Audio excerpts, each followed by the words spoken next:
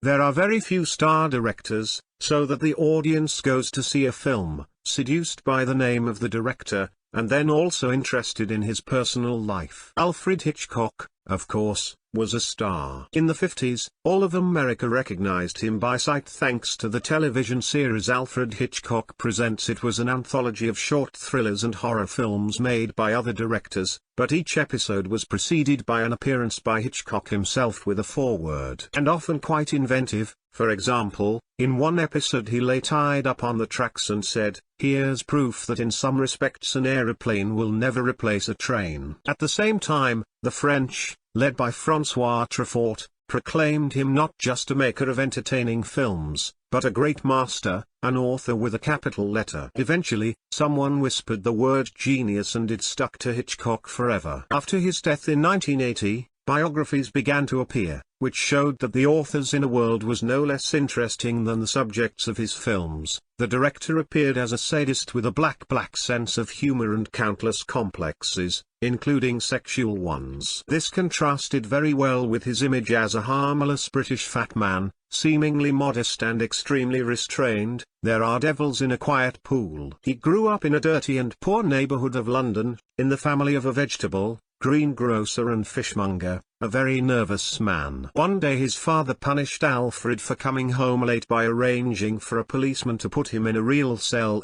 saying, "This is what happens to bad boys." Alfred spent a few minutes there, but it caused him a psychological trauma for life. In all his films there is a motif of grids, vertical and horizontal lines in the frame, and most importantly, he passionately loved stories about a man wrongly accused of some terrible crime and forced to prove his innocence. Another factor that shaped him was his Catholic upbringing. The sense of guilt and sinfulness cultivated by priests never seemed to escape him. In general, the boy was afraid of everything: Jesuits, policemen, classmates, life. And he tried to keep a low profile, although he was supposedly tormented by various repressed desires. He loved to attend trials at the Central Criminal Court, especially trials of murderers of women, another eternal motif in his paintings. He loved reading the transcripts all his life. In 1953, he was fascinated by the trial of the delightful, in his words, serial killer John Christie. Then,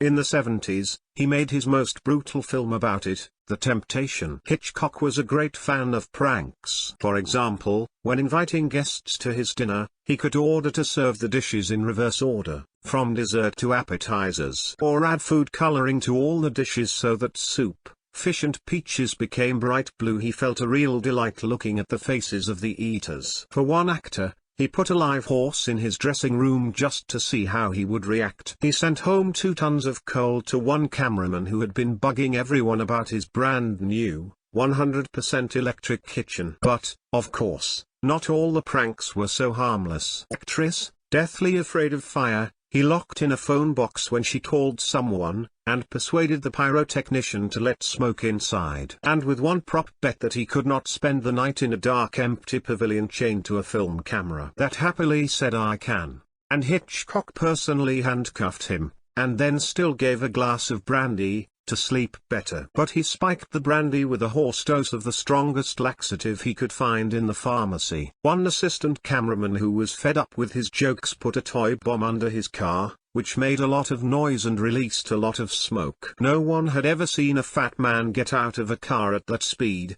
he recalled. And added that from then on, the director played a prank on everyone but him. To a fidgety boy actor, Hitchcock once said, "If you do not stand still, I'll take a nail your feet to the mark on the floor, and blood will pour out of them like milk." According to biographers, he really disliked boys, remembering how they bullied him as a child. But more often his victims were women. About Hitchcock, who married editor Alma Reville, 27 years old virgin and never cheated on her, said that he has a boyish obsession with sex, which was expressed very unusually. Actresses who fell into his net could envy the victims of pranks. Many hours of one-on-one role reviews brought to nervous convulsions. In Anna Ondra, under the pretext of sound test, he interrogated on the set of Blackmail, whether she behaved well during the week, whether she slept with boys. About Ingrid Bergman publicly lied that after filming Notoriety, she refused to leave his bedroom until he does not possess her. Vera Miles,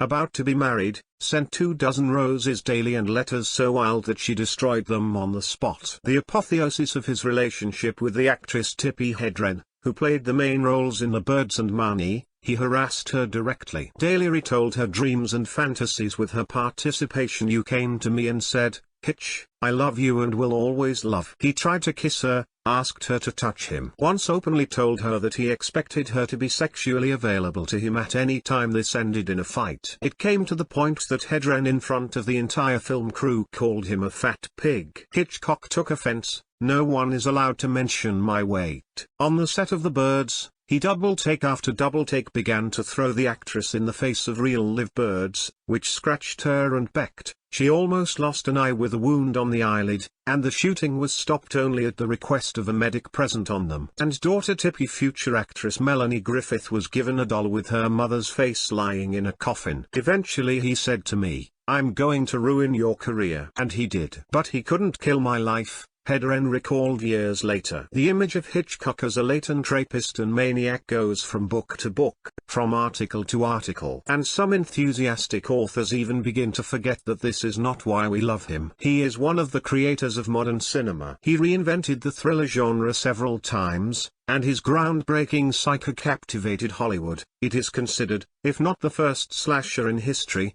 to have had the greatest influence on the genre. While Vertigo, a melodrama in which the detective recedes into the background, is widely hailed as one of the greatest films in cinema history. The list of his masterpieces is huge. Here and the 39 Steps, and Sabotage, and The Lady Vanishes, and Rebecca, and Notoriety, and The Rope, and Strangers on a Train, and Window to the Yard. And the phrase "That's what happens to bad boys," which the policeman told him as a child, he asked to have engraved on his tombstone. He was joking, of course. Throughout his career, the director led an active social life. At the same time, he was afraid of strangers, and therefore at all the parties he would get instantly drunk and immediately fall asleep surrounded by hundreds of people. Even at dinner with Thomas Mann, he allowed himself to fall asleep directly during a conversation with the famous writer. But the brilliant director was forgiven for his talent. Alfred Hitchcock was characterized by a rather dense physique and very complex about it. From time to time,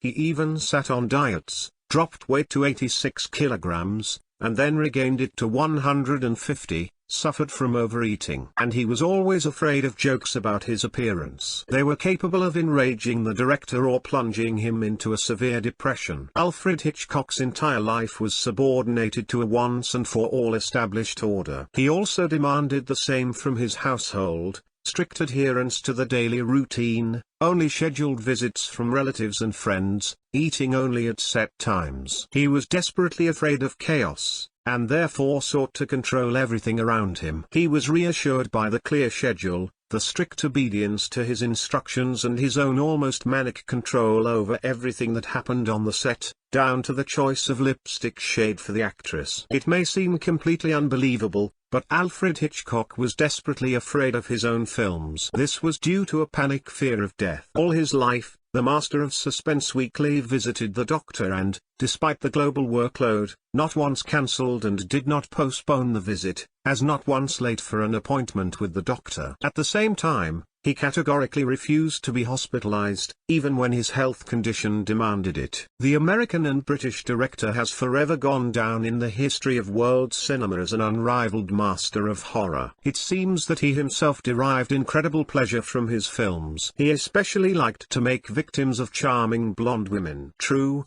not every blonde could become Hitchcock, and even those who favored the director could not always withstand his sympathy and his methods of working with actresses on the set.